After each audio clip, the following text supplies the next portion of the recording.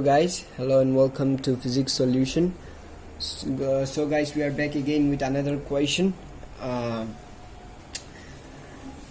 from the second chapter, electrostatic potential and capacitance. We have taken another question 2.2. So question कुछ इस तरह से है कि a regular hexagon of side 10 cm has a charge 5 mu coulomb at each of its vertices. Calculate the potential at the center of the hexagon. तो हम लोग से पूछा गया है कि क्वेश्चन में ये बताया गया है कि एक रेगुलर हेक्सागन जो साइड 10 सेंटीमीटर का है उसमें मतलब उसके वर्टिसेस में ईच वर्टिसेस में 5 म्यू कूलम चार्ज प्लेस्ड है. हम लोग को बताना है कि उसके सेंटर में कितना इलेक्ट्रोस्टैटिक पोटेंशियल होगा. तो चलिए पहले तो सॉल्यूशन लिख लेते हैं. सॉल्यूशन पहले एक रेगुलर हेक्सागन ड्रॉ कर लेते हैं. मैं एक रफ हेक्सागन ड्रॉ कर रहा हूँ. उसे मेरा ड्राइंग इतना अच्छा नहीं है. हाँ, तो मैंने एक रेगुलर हेक्सागन ले लिया है. इसका एक सेंटर दे देते हैं.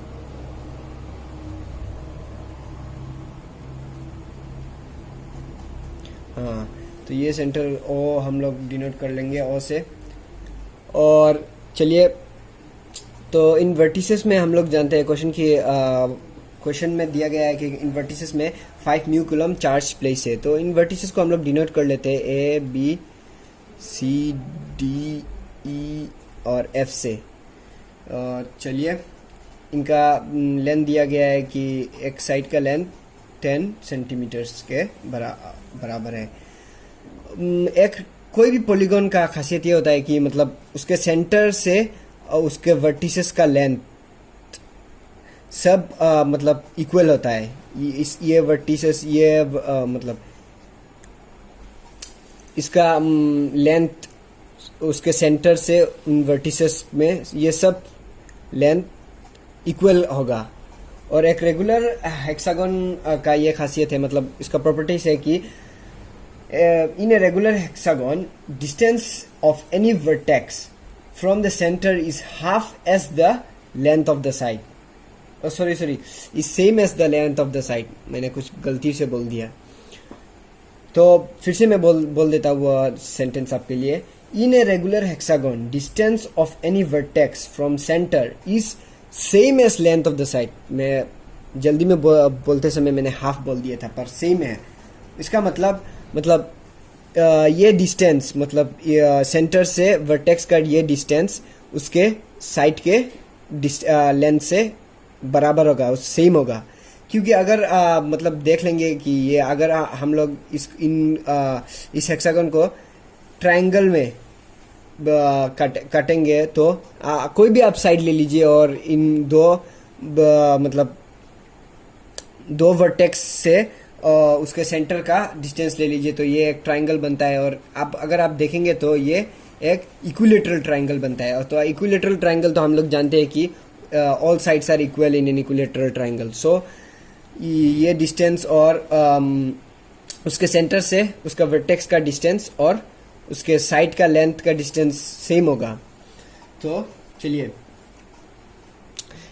इस क्वेश्चन में कुछ ज़्यादा है नहीं, तो हम लोग डायरेक्ट कर सकते हैं कि इसके सेंटर का पोटेंशियल मैंने VO से डिनोट किया है. वो इक्वल होगा VA plus VB plus VC plus VD plus VE plus VF के बराबर. तो VA है मतलब VA मतलब potential at the point A plus potential at the point B.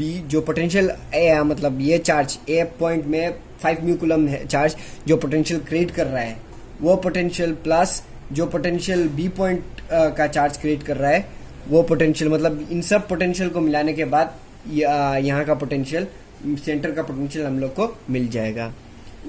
तो चलिए, अभी हम लोग ये लिख सकते हैं, क्या हम लोग ये लिख सकते हैं कि VA is equal to VB is equal to VC is equal to VD is equal to VE potential at E and is equal to potential F. क्या हम लोग ये लिख सकते हैं? क्यों नहीं लिख सकते हैं? क्योंकि अगर आप देखेंगे कि मतलब हर एक पॉइंट में इक्वल चार्जेस, इक्वल अमाउंट, मतलब इक्वल चार्ज दिया गया है, इक्वल साइन का इक्वल चार्ज दिया गया है, और इनका डिस्टेंस भी सेंटर से सेम ही है। सो हम लोग ये लिख सकते हैं ऐसा। तो चलिए, ये अगर हम लोग ऐसा देखेंगे तो v नॉट हो जाएगा कुछ वी ए प्लस, ये तो V B is equal to V A भी लिख सकते हैं। तो इसके लिए हम लोग डायरेक्ट ऐसा भी लिख सकते हैं क्या? ऐसा लिख सकते हैं कि 6 टाइम्स वी ए। तो ये तो 6 हो गया और प्लस करने से 6 वी ए। तो अभी तो कुछ नहीं है, सिर्फ मतलब वी ए का वैल्यू निकालना है और 6 से मल्टीप्लाई कर देना है तो निकल जाएगा। तो वी ए का वैल्यू निकालने के लिए हम लोग पहले लिख लेते हैं कि क्यू कितना दिया गया है। क्यू दिया गया है हम लोग को 5 म्यू कूलम, 5 म्यू कूलम। तो ये सही यूनिट में नहीं है, ऐसा यूनिट में कन्वर्ट कर लेते हैं। 5 इंटू 10⁻⁻6 कूलम्स, और डिस्टेंस देना पड़ेगा, साइड का डिस्टेंस। साइड का डिस्टेंस कितना है? साइड का डिस्टेंस होगा 10 सेंटीमीटर दिया गया है, पर ये भी ऐसा यूनिट में नहीं है। तो ऐसा यूनिट में कन्वर्ट करने के बाद 10⁻⁻1 मीटर्स, ये कुछ ऐसा हो जाएगा ऐसा यूनिट में कन्वर्ट करने के बाद। तो आप लोग देख सकते हैं कि ऐसा यूनिट में कन्वर्ट करने के बाद ये हो गया है। तो डायरेक्टली हम लोग वैल्यू प्लेस कर लेंगे। v not is equal to 6 times, तो वी ए हम लोग पोटेंशियल जानते हैं कि 1/4 pi epsilon not times Q, charge by distance. Distance कितना है? 10⁻⁻1। तो ये अगर हम आप लोग जो करेंगे मतलब 1/4 पाई एप्सिलॉन नॉट को हम लोग जानते हैं 9 इंटू 10⁻9 इंटू, तो अगर ये सिंप्लीफाई कर देने से ये कुछ इस तरह मिल जाएगा 5 इंटू 10⁻⁻5। तो चलिए, अगर बाद में सिंप्लीफिकेशन के बाद आप लोग को मिल जाएगा कुछ ऐसा कि 270 इंटू 10⁻4 वोल्ट्स।